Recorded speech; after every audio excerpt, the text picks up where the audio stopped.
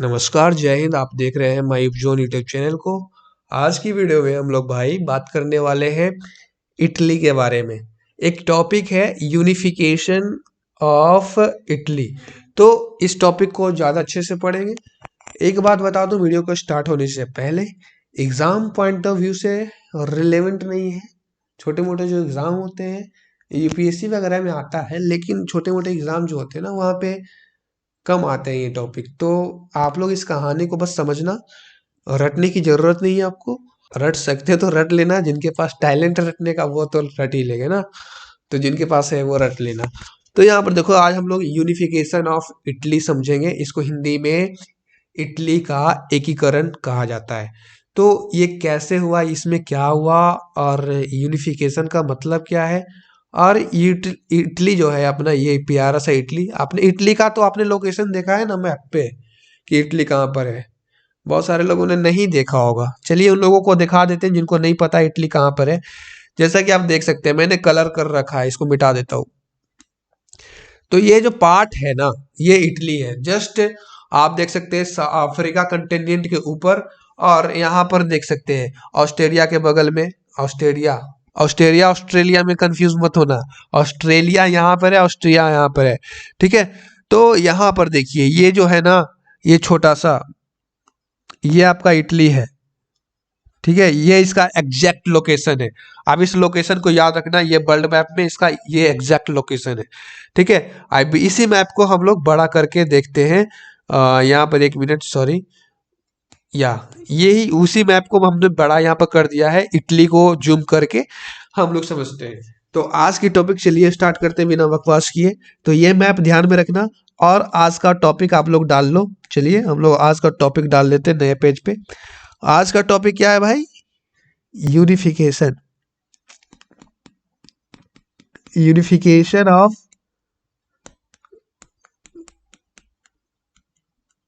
Italy. Hindi में लिखना चाहो तो एकीकरण आप लिख लो, मैं बोल रहा हूं इटली का एकीकरण। इटली का एकीकरण, जो हिंदी मीडियम वाले अगर देख रहे होंगे तो इसमें नाम से पता चल रहा होगा आपको, यूनिफिकेशन। हिंदी वाला भी लिख ही देता हूं, एकीकरण ऐसी लिखा था ना भाई, एकीकरण। ठीक है। तो हिंदी में एकीकरण। अब इसका नाम देखिए, थोड़ा ध्यान से देखिए, प्यार से देखिए, रोमांटिक नजरों से देखिए, जैसे अपने आप गर्लफ्रेंड को देखते हैं। तो ऐसे देखिएगा तो समझ में आ जाएगा कि नाम में ही इसका मीनिंग छुपा हुआ है। एकीकरण।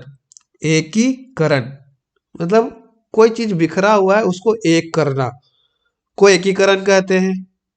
अभी इंग्लिश में देखिए, यूनिफिकेशन। यूनिफिकेशन समझ में नहीं आ रहा है तो आप यूनाइटेड तो समझते हैं। यूनाइटेड मतलब एकजुट हो जाना। यूनाइटेड आप बोलते हैं मेरा जो दोस्त वगैरह है, हम लोग यूनाइट होके एक बहुत बड़ा टीम बना लेते हैं, जिससे हम मारपीट कर सकते हैं, लोगों को डरा धमका सकते हैं, तो यूनाइटेड हो जाते हैं। समझते हैं ना यूनाइटेड मतलब। तो यूनाइटेड से यूनिफिकेशन भी कुछ उसी तरह से है। बिखरी चीजों को फिर से एकजुट करना को यूनिफिकेशन कहते हैं। अभी यूनिफिकेशन ऑफ इटली, तो इसका मतलब क्या होगा? यूनिफिकेशन ऑफ इटली, इटली पहले बिखरा हुआ था, उसको फिर से समेटना और एक बनाना को यूनिफिकेशन ऑफ इटली कहते हैं। कैसे बिखरा हुआ था? आप जब इटली का मैप चलिए देखिए, ये आपका इटली का मैप है। पहले क्या था ना, इटली जो था 13 भागों में डिवाइडेड था। ये जो आप इटली यहाँ पर देख रहे हैं, इतना लंबा चौड़ा इटली नहीं था। मतलब इटली था लेकिन बहुत सारे स्टेट्स में डिवाइडेड था। जैसे कि आपको देखिए, ये आपको इटली यहाँ से लेकर यहाँ तक दिख रहा होगा, ये सारा आपको इटली दिख रहा होगा। लेकिन पहले ये पूरा इटली नहीं था यार, टोटल 13 भागों में ये डिवाइडेड था। कितना भागों में? टोटल 13 पार्ट्स में ये डिवाइडेड था। तो ये सारी चीजें जो थी, लोग ने कहा कि हमको एक करना है। ये जो 13 भाग है ना, 13 को हम लोग कैसे एक करें, एकीकरण कैसे करें, उसी प्रोसेस को यूनिफिकेशन ऑफ इटली कहते हैं। तो सबसे पहले समझिए, यूनिफिकेशन ऑफ इटली का वर्ड मीनिंग, सिंपल फॉर्मूला, और जो भी आप समझना चाहे समझ गए होंगे आई होप। तो ये 13 भागों में टूटा हुआ था बेचारा इटली, तो इसको मिलाना था, एक बनाना था, यूनिफाई करना था। तो क्या किया? ये जो यूनिफिकेशन का सबसे पहली बार प्रोसेस स्टार्ट हुआ, मतलब प्रक्रिया जो होता है स्टार्ट हुआ, तो यहाँ से हुआ है, सर्डिनिया से। सर्डिनिया आप देख रहे हैं, इटली के एकदम, ये टेरिटोरियल सी के एकदम बगल में है, मेडिटेरेनियन सी के ऊपर में। सर्डिनिया से सबसे पहली बार इटली में जो यूनिफिकेशन का प्रोसेस है, सबसे पहली बार कहाँ पे स्टार्ट हुआ? सर्डिनिया में। क्वेश्चन बनता है एग्जाम में कभी कभी, कभी कभार, रेयर केसेस में। वैसे तो इस टॉपिक से क्वेश्चन बहुत कम बनता है, लेकिन कभी कभी यहाँ से क्वेश्चन बन जाता है। सर्डिनिया ने इसमें योगदान इसलिए भी दिया कि यहाँ इन लोगों के पास पैसे बहुत थे, आर्थिक रूप से कोई कमी नहीं थी, और यहाँ के लोग भी बहुत ज़्यादा जागरूक थे। तो सर्डिनिया से इसलिए स्टार्ट हुआ, और इसमें रेलवे का सबसे ज़्यादा योगदान माना जा सकता है। और इसी के साथ साथ यहाँ के जो लोग थे काफ़ी ज़्यादा तेज भी थे और समझदार भी। तो इन्होंने काफ़ी ज़्यादा मीटिंग करा, नेशनल प्रोटेस्ट करा, और गुप्त संगठन बनाया जहाँ पर ये लोग अपना बातचीत रखते थे और आगे चीज़ें कैसे प्रोसीड करेगी, कैसे चलेगी, उस पर चर्चा करते थे। तो यही सभी कारण थी। और आप इतने समझदार तो हैं ही, पिक्चर देख आप समझ सकते हैं कि इटली पहले कितना टूटा हुआ था, कैसे धीरे धीरे प्रोसेस होते गया, चीज़ें बदलती गई और इटली वापस से एकजुट हो गया। तो ये प्रोसेस है यूनिफिकेशन का। कभी मत भूलना, सर्डिनिया से स्टार्ट हुआ, फिर धीरे धीरे सभी पार्ट में यूनिफिकेशन का विचारधारा है, सभी चीज़ें जो थी फैलने लगी, और सभी जगह चीज़ें, ये प्रोसेस फैल जाता है ना, तो क्या होता है, प्रोसेस चालू हो गया, और धीरे धीरे इटली यूनिफिकेशन के प्रोसेस को अचीव करने लगा। ये जो 13 पार्ट में डिवाइडेड था, वो फिर धीरे धीरे मिल करके, ये जो 13 पार्ट में डिवाइडेड था इटली, वो सभी मिल करके क्या हो गया, एक हो गया। ठीक है, एक मिनट, एक कैसे करें, चलिए हम ही एक कर देते हैं। अभी देखिए, ये जो डिवाइडेड था, अभी इसको हटा देते हैं, अभी ये डिवाइडेड नहीं रख के सब एक हो गया। अब देखने में कितना अच्छा लग रहा है, इतना बड़ा इटली लग रहा है ना दिखने में अच्छा। पहले ये बटा हुआ था, अब इसी बटा हुआ को हटाने के लिए यूनिफिकेशन करना पड़ा, और इतना बड़ा इटली आज आप देख पा रहे हैं। अगर यूनिफिकेशन नहीं हुआ होता तो इतना बड़ा इटली आप नहीं देख पा रहे होते, ये बटा हुआ रहता 13 डिवाइडेड पार्ट में। ठीक है, तो ये रहा यूनिफिकेशन का प्रोसेस। अभी यूनिफिकेशन के प्रोसेस में कुछ इंपॉर्टेंट पॉइंट्स है जो ध्यान में रखना है आपको। कौन कौन? यहाँ पर कुछ इंपॉर्टेंट लोग थे जो कि यूनिफिकेशन ऑफ इटली के एकीकरण में बहुत बड़ा योगदान रहा है इन लोगों का। 3 लोग हैं, तीनों का नाम याद रखिएगा, 1 2 3।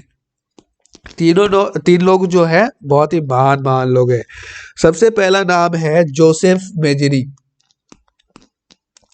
जोसेफ मेजनी, ठीक है, ये जो है ना जोसेफ मेजनी है। दूसरा नाम देखिए आप लोग, दूसरा नाम आप लोग लिखिएगा काउंट डी कावरी। ठीक है, काउंट डी कावरी, इसका नोट्स आपको टेलीग्राम पे मिल जाएगा। तीसरा नाम आप लोग लिखिएगा, तीसरा नाम भी काफी ज्यादा इंपॉर्टेंट है, गौरी वाल्डी। ठीक है, गौरी वाल्डी। तो ये तीनों नाम आपको आपके जुबान पे होने चाहिए। ऐसे याद करने की कोई जरूरत नहीं है, लेकिन अच्छा है, याद कर सकते हो तो कर लो।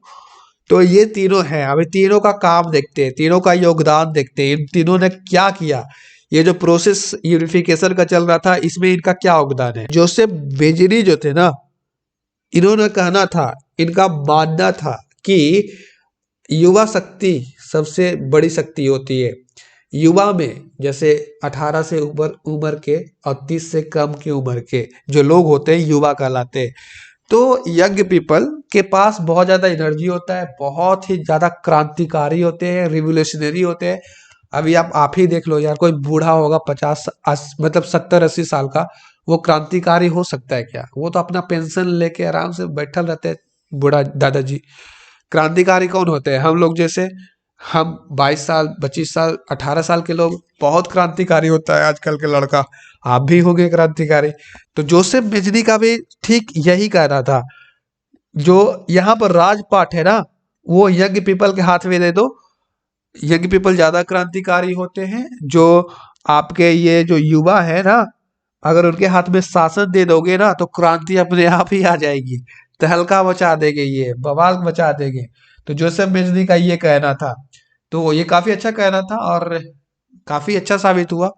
जैसे कि हम लोग के देश में नरेंद्र मोदी है, वो कब क्रांतिकारी है, अगर कोई बन जाता है मतलब कम एज का प्राइम मिनिस्टर, तो वो ज्यादा क्रांतिकारी हो जाएगा, वो ज्यादा खतरनाक खतरनाक डिसीजन लेगा। तो वही इनका कहना था, जोसेफ बिजली का यही मानना था, युवा शक्ति सर्वप्रथम सबसे ज्यादा शक्तिशाली होता है, और इटली का शासन किसके हाथ में होना चाहिए? युवा शक्ति के हाथ में होना चाहिए। दूसरा थे count D cowrie. Count D cowrie को कहा जाता है, सबसे पहली बात, काउंट डी कावरी ने क्रीमिया की युद्ध में ये शामिल हुए थे, और क्रीमिया के युद्ध में ये शामिल हुए थे, और इन्होंने क्या किया ना, इटली का जो यूनिफिकेशन का जो प्रोसेस था, वो अभी इटली तक सीमित था। इटली वाले लोग जान रहे थे कि हाँ, इटली में ये सारी चीजें हो रही है, इटली में यूनिफिकेशन का प्रोसेस चल रहा है, और इटली चाहता है कि वापस से फिर से एक हो जाए। तो ये सारी चीजें न्यूज जो थी इटली तक सीमित थी। लेकिन काउंट डी कावरी ने क्या किया ना, इस मुद्दा को पूरा इंटरनेशनल बना दिया, इंटरनेशनल रिलेशनशिप कर दिया। तो इससे क्या फायदा हुआ, इसको पूरा फैला दिया पूरा वर्ल्ड में काउंट डी कावरी ने, कि इटली में ये है, ये समस्याएं हैं, इटली में ऐसा प्रोसेस अभी चालू है। तो ये पूरा वर्ल्ड फेमस हो गया ये न्यूज। अभी वर्ल्ड का सारा का नजर टुकुर टुकुर इटली पे था कि इटली में चल क्या रहा है ये सब। तो अगर आप इटली वाले अगर एक भी काम उल्टा सीधा करते हैं, तो पूरा वर्ल्ड तो देख ही रहा है, तुरंत धरा जाएगा, धरा जाएगा तो खोपचे में ले जाके पिटा जाएगा। समझ रहे हैं? तो ये जो इसको पर्सनल मुद्दा को इंटरनेशनल मुद्दा बनाना बहुत बड़ा साबित हुआ, और यूनिफिकेशन का प्रोसेस को काफी ज्यादा बूस्ट मिला, और ये यूनिफिकेशन का जो प्रोसेस है आगे चल के कंप्लीट हुआ यही सभी कारणों से। एक थे गौरी वाल्डी। गौरी वाल्डी का भी बहुत बड़ा योगदान रहता है। इनको बोला जाता है यूनिफिकेशन का तलवार, तलवार जिससे लड़ते हैं या युद्ध करते हैं वो वाला तलवार। तो इनको कहा जाता है कि एकीकरण का तलवार। क्यों कहा जाता है? इन्होंने कुछ ऐसा करा इसलिए कहा जाता है। इन्होंने एक ऐसी विशाल सेना, कुशल सेना बनाई, मतलब घातक सेना बनाई, जो काफी ज्यादा मजबूत थी और काफी ज्यादा खतरनाक भी थी यार। तो इनको इसलिए कहा जाता है क्या? एकीकरण, या फिर बोल सकते हैं यूनिफिकेशन का तलवार। ठीक है, विशेष प्रकार की सेना का गठन करते हैं ये, और इस सेना का जो नाम है रेड आर्मी रखते हैं। रेड आर्मी या फिर लाल कुर्ती सेना, रेड आर्मी या फिर लाल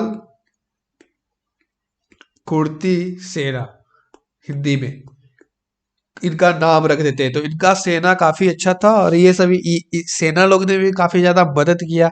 जो लोग सीधी मतलब हाथ से घी नहीं निकलता था, तो ये लोग आर्मी लोग अपना टेढ़ी उंगली करते थे और काम करवाते थे। ठीक है, ऐसे करते करते इन सभी प्रयासों से क्या होता है, 1871 में अपना जो ये इटली बिखरा पड़ा था 13 भागों में, वापस से फिर से क्या हो जाता है, एक हो जाता है। ठीक है, पहले ऐसे बिखरा हुआ था बेचारा 13 भागों में, ऐसे टूटल था, लेकिन अब 1871 में जाकर के ये फिर से एक हो जाता है। अब पूरा ये क्या बन गया, इटली बन गया। ठीक है, पूरा ये इटली बन जाता है, और ये प्रोसेस जो है सफल होता है। लेकिन हाँ देखो, ये इटली का जो प्रोसेस था यूनिफिकेशन का, यूनिफिकेशन ऑफ इटली, इसमें एक सबसे बड़ा दुश्मन था ऑस्ट्रेलिया। ऑस्ट्रेलिया इसके जस्ट बगल में है। आपको मैप में देखिए ऑस्ट्रेलिया कहाँ पे मिलेगा, मैप में दिखा देता हूँ। जस्ट इसके बगल में बकलोलवा, ऑस्ट्रिया। एक मिनट, सॉरी। वो तब इसका विरोध, खुले अब विरोध करता था, कहता था कि ये यूनिफिकेशन अब नहीं होने देंगे, ये यूनिफिकेशन कैसे हो सकता है, मेरे रहते ये कुछ नहीं करने देंगे, मेरे रहते ये नहीं हो सकता है। तो यहाँ पर येलो कलर में ऊपर में जो देख रहे होगे ऑस्ट्रेलिया है। यही ऑस्ट्रेलिया चाहता था कि ये प्रोसेस ना हो, इटली जो है जैसे बिखरा पड़ा है वैसे ही रहे, वापस एकजुट हो जाएंगे तो मेरे लिए प्रॉब्लम हो जाएगा। काहे कि कोई भी चीज एकजुट हो जाता है ना, यूनाइट हो जाता है, तो बहुत ही घातक हो जाता है। जैसे कि इंडियन क्रिकेट टीम में विराट कोहली, रोहित शर्मा, ये सब है ना, अभी एक अकेले कोई मैच नहीं जिताता है, लेकिन 11 प्लेयर अच्छा परफॉर्मेंस कर दे, उस दिन इंडिया जीत जाता है। तो इसको यही डर था ऑस्ट्रेलिया को। तो इसने क्या करा ना, पूरा खुलकर विरोध करा कि ये यूनिफिकेशन का जो प्रोसेस है यहाँ पे नहीं होगा। ऑस्ट्रेलिया को सबसे बड़ा दुश्मन कहा जाता है, लेकिन इससे ऐसी कुत्ता था, भूखते रह गया, ये इनका यूनिफिकेशन डन हो गया। कब हुआ? अभी बताया मैंने 1871 में इनका ये जो प्रोसेस है कंप्लीट हो जाता है। और इससे एक एक्स्ट्रा पॉइंट है, एग्जाम में कभी कभी आ सकता है तो लिख लेना नोट में अलग से। क्रीमिया युद्ध में कौन भाग लिए थे? Count D cowrie. और इसी युद्ध में भाग लेने के बाद इन्होंने अपना ये इटली का जो मुद्दा था इंटरनेशनल मुद्दा बनाया था। तो एक नोट है, आप लोग लिखिएगा, फ्लोरेंस फ्लोरेंस नाइटिंगेल का संबंध क्रीमिया युद्ध से है। फ्लोरेंस नाइटिंगेल का संबंध किससे है? क्रीमिया युद्ध से है। और फ्लोरेंस नाइटिंगेल को लेडी विद द लैम्प कहा जाता है। Lady with the lamp, Florence Nightingale को ही लेडी विद द लैम्प कहा जाता है। और इसका संबंध किससे है? क्रीमिया युद्ध से है। क्रीमिया क्रीमिया युद्ध, ठीक है। ये नोट में लिख लेना, कभी कभी क्वेश्चन यहाँ से डायरेक्ट पूछ दिया जाता है। तो मैंने लगभग सारी चीजें आपको डिस्कवर कर दी, मतलब बता ही दी। अब इतना से ज्यादा आप लोग नहीं पढ़ सकते, मतलब बुक में भी इतना ही दिया गया है और टॉपिक भी आपका इतना ही है। और मैंने वीडियो को शुरू में भी बताया कि जो चीजें हैं यहाँ से कम पूछी जाती है, एग्जाम में बहुत कम क्वेश्चन आते हैं, ठीक है। बस मैंने समझाने के लिए, आप समझिए टॉपिक में क्या क्या हुआ था, क्या क्या घटनाएं हुई थी, उसके लिए मैंने पढ़ाया है। एग्जाम में पॉइंट ऑफ व्यू से रिलेवेंट नहीं है। तो 1871 में आते आते क्या हो जाता है, पूरा ये एक हो जाता है, हम एक हैं, पूरा एक हो जाता है, ठीक है। रोम जो होता है ना, रोम फिर भी बच जाता है, तो रोम को छोड़कर पूरा ये एक हो जाता है। और उस टाइम जो राजा होते हैं, उनका राजा का नाम होता है Victor Emmanuel second. Victor second याद रखो यार, कौन उतना लंबा नाम याद रखेगा। ये जो थे कहाँ के राजा थे? सर्डिनिया के राजा थे। और ये इन्होंने टाइटल लिया जब ये पूरा इटली का एकीकरण हो गया, यूनिफिकेशन हो गया। तो सर्डिनिया से स्टार्ट हुआ था, शुरू में मैंने बताया यूनिफिकेशन का प्रोसेस सर्डिनिया से स्टार्ट हुआ था ना। तो सर्डिनिया के एक राजा थे विक्टोरिया सेकेंड, इन्होंने टाइटल दिया खुद को, अपने आप को, मतलब बोला कि मैं किंग ऑफ इटली हूँ। इन्होंने अपने आप को टाइटल दिया, अपने आप को नवाजा, जो भी कहो, अपने आप को घोषित कर दिया कि मैं किंग ऑफ इटली हूँ। कब? 1871 में, जब ये पूरा तरह से यूनिफाई हो गया तब, ठीक है, तब की बात मैं बता रहा हूँ। और इसके बाद ये सारी चीजें खत्म हो जाती है और Rome become the capital of Italy. उसके बाद ये जो है रोम जो होता है ना, आगे चल के कैपिटल बन जाता है। और ये भी बाद में चल के रोम भी इसी का पार्ट हो जाता है, इटली का पार्ट हो जाता है और राजधानी बन जाता है। किसका? इटली का। इस तरह से इसका यूनिफिकेशन हो जाता है और सारे प्रोसेस का मतलब कंप्लीट होते हैं। अगली वीडियो में हम लोग समझेंगे यूनिफिकेशन ऑफ जर्मनी, वो भी छोटा टॉपिक है लेकिन इंपॉर्टेंट है, फर्स्ट वर्ल्ड वार से रिलेटेड है, तो पढ़ेंगे अच्छे से उसको। मिलते हैं अगली वीडियो में। Thank you for watching my video.